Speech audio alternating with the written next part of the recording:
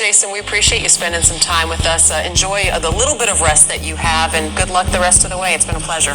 Thank you, and tell Skip I said hello. Skip, you got that over there?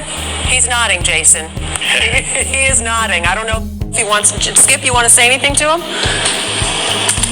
I got nothing. Oh, you know what, Jason? He's still in shock over his purrs, I think. Jalen over there looks like he's ready for you, too. What's going on, Jay? Have a good series now. Jay, I hear you talking good things about us, but just tell Skip we're still going, so I want to keep him speechless. Absolutely. I'll handle this for you. Okay, just tell him he's got no shot against Denver. Oh, wow.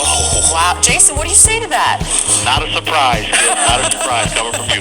Jason, thank you very much. We appreciate it.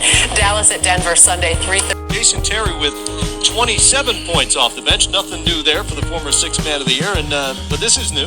This is very new. This is new. The tattoo's old now. That's right. You've got the finals tattoo on the inside of the right arm, and now you don't have to take it off, which is nice. No, I can add the date now, so that's real special for me. There you go. What was the turning point in this series in your mind? Had to be game 2, coming down back from 15 on their home court, which led us to believe that we can beat this team. Dirk Nowitzki was here a short while ago. He said you caught up with him during the fourth quarter and told him, remember 2006. Can you elaborate a little bit on that? Well, Big Fella was struggling a little bit with his shot, but if he continued to get those same looks he was getting, I had no doubt in my mind he'd knock him down. What's up, YouTube? That was just a little bit of funny commentary, getting Jason Terry's voice in there. That's the video I'm having to you guys. I'm actually showing you guys Jason Terry. I'm using my inside-out playmaker. Not the most ideal build to use for him, but it's close to what I got. You know, Jason Terry was really good at shooting, and he was pretty crafty with his layups, pretty fast. So this is a pretty good, representation of him. But I'm doing this video because a lot of people, they make videos on the top NBA stars, the dude that averages 30, Giannis, LeBron builds, all kinds of stuff like that. Nobody really does builds, makes NBA players like Jason Terry, who were great players, but they weren't, they weren't like superstars. So let me know if you guys enjoyed these videos, if you have any other, NBA players that you want me to do that people don't really make because they weren't the best all time. But let's talk a little bit about Jason Terry. Now, I'm a huge fan of basketball. I used to love watching Jason Terry. I loved watching him play on the Mavericks, especially, the finals run. A lot of people, they say, Dirk was the only superstar on that team, and he was in 2011. He didn't have another all-star on that team. But Jason Terry is one of those guys that was with him that, I'm not sure they would have been able to win without him. He was a great scorer. He could make plays. He could finish plays. And he was a confident dude, A lot of people, with Dirk, Jason Terry and Dirk would actually smash heads together. And you might think, why does Jason Terry have any reason to talk? Because, he's not the superstar on the team. He's a very passionate guy. I don't know if you guys know, but this man, he got a tattoo on his right bicep of winning, winning the champion, basically, the Larry O'Brien trophy.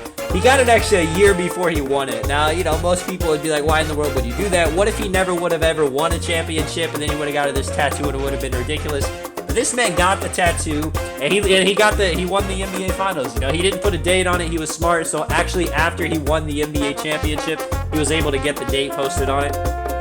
I mean, he's just a funny man too. Everyone that knows, here in that first commentary, he was making jokes. Everyone that played with this guy said he was just a hilarious dude, just a good guy to have on the team. Now, how good was Jason Terry, for real, out of it? I would kind of compare him to Manu Ginobili. A lot of people, know him. He was a popular player. But, Jason Terry in his prime, probably, let's say, from Dallas, from, 2004 to 2012, he was averaging 16 points a game, 4 assists, a steal. He was shooting 46 from the field, 38 from 3, 85 from the free throw line. Very, very similar to, Manu Ginobili.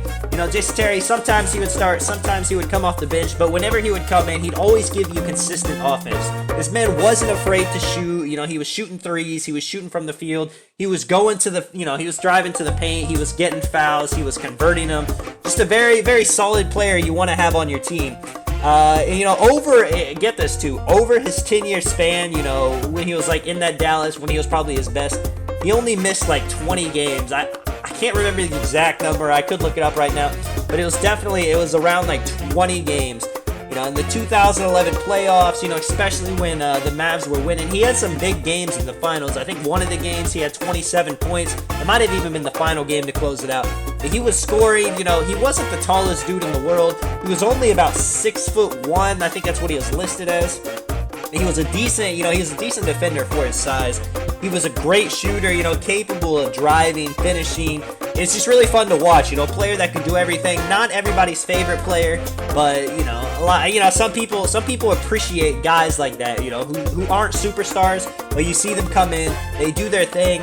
He was one of those guys that could go off the dribble too. A lot of players come out there, they're just chilling on the three-point line. They got to have a play made for them. He could actually, grab the ball, make his own play. He would run pick and roll, pick and pop with Dirk Nowitzki. And that was, that was just the most deadly. There was no way to stop that because he could get it. He could take it off the dribble. He could drive. He could shoot. Dirk could get it. He could post up. He could shoot. He could do his thing. And man, he was a very clutch dude. He was, I think in his prime, he was one of the leaders in fourth quarter points, when the game was on the line. He was not afraid to get the ball in his hands. If Dirk was having an off game, he would go crazy. The whole 2011 season, when they were going to the NBA Finals, that was their run. You knew Dirk didn't have any other superstars. He had that tattoo. He was going to make sure that he was able to win his Finals trophy that year. And like I said, man, I don't think, the Dallas would have actually won if it wasn't for him and the crazy things he was doing in that run. I mean, at the end of the day, the best thing you can say about him really is, or what you could say about him, he was the second fiddle, He was the second best player on a championship team. I know there was a lot of good players on that Dallas Mavericks team, but without Jason Terry, he really stepped it up in that finals run, and he was able to be the second best player, basically Dirk's, second hand man to actually get them the victory. So that's basically all I wanted to say about Jason Terry. Let me know if you guys ever watched him. I know, he's older now. He played a long time in the NBA, but he's retired now. Let me know, if you guys watched him, if you had any favorite moments for, of watching Jason Terry. And I'll get into the gameplay now. You see, we're playing a pretty good team right here. We're just kind of chilling. I have my guy dressed up. I saw this jersey in the store, so I decided to get it. Let's make a Jason Terry video. This guy's got his lock badge, so of course they're going to make it tough to score. Me and Beast with this lineup, we got two ball handlers out here. I miss a wide open three right there. Not very Jason Terry-like, but I'm able to redeem myself right there. Big Greens. This man's nickname was Jet. Just because of his initials. I don't know, he was pretty quick dude, but I don't know if he actually got that because he was, lightning speed. It's hard to, because you're watching all the NBA players, he didn't ever seem like overly fast compared to other NBA players, but I'm sure, he probably got that when he was younger where he was, super fast compared to everybody. But you see here, I should have late there, a little bit of lag spike, 12 to 13. This is a comp game. We don't want to give them the ball too many times. I got 2 steals. This dude gets the back door on me. Tried to go for the chase down block. End up giving him the easy dunk, which I tend to do. I'm always feeding those steals. You guys already know. I mean, I'm sure 100% you guys do the same thing. You want the steal, the player just doesn't grab it. They end up getting an easy layup, easy dunk off that. These guys are definitely passing a ton. This dude shoots a little midi right there. We were kind of giving him that. We didn't think he would shoot, but he was actually, he was there taking him. This man giving me some space. I'm taking a 3 right there. Not the best shot, I cannot lie. My jump shot was a little bit off. I was trying to use Jason Terry's release, but I tried making it. It was not that good, so I would not, definitely tell you guys right now, do not recommend using this man's jump shot if you're trying to mess around, play with him in my team, anything like that. You see here, these guys get the back door. Beast able to get the big block right there. It's time to capitalize. It's time to get these guys off the court. I'm getting the space right here, working my way. Beast wide open for the 3. Take the bow, 16 to 14, and now I got my momentum, 16 to 14, my clutch shooter has activated. If you guys don't know, clutch shooter is a really good badge. Once you get that, once I get going, I think it's after your team gets 14 points, 16 points, it activates on every shot.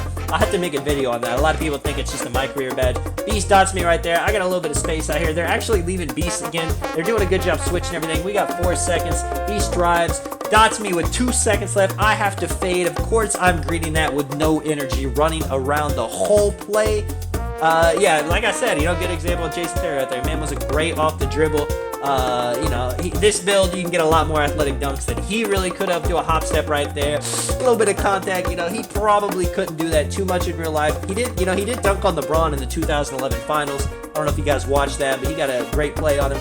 20 to 14. I have my shot rating badge now. Time to get these guys out of here. Doing some hop steps. I knew I was going to get some ankles right there. Got him. Fade for the midi. And I missed it with shock ready takeover. If we would have lost this game, I would have had to have nightmares. The Beast able to fake pass, redeem me, 14 points, 2 rebounds, 2 assists. Let me know if you guys enjoyed this video. If you have any other NBA players you want me to do a video on. This is Tonic. I'll catch you guys in the next one. I'm out. Peace.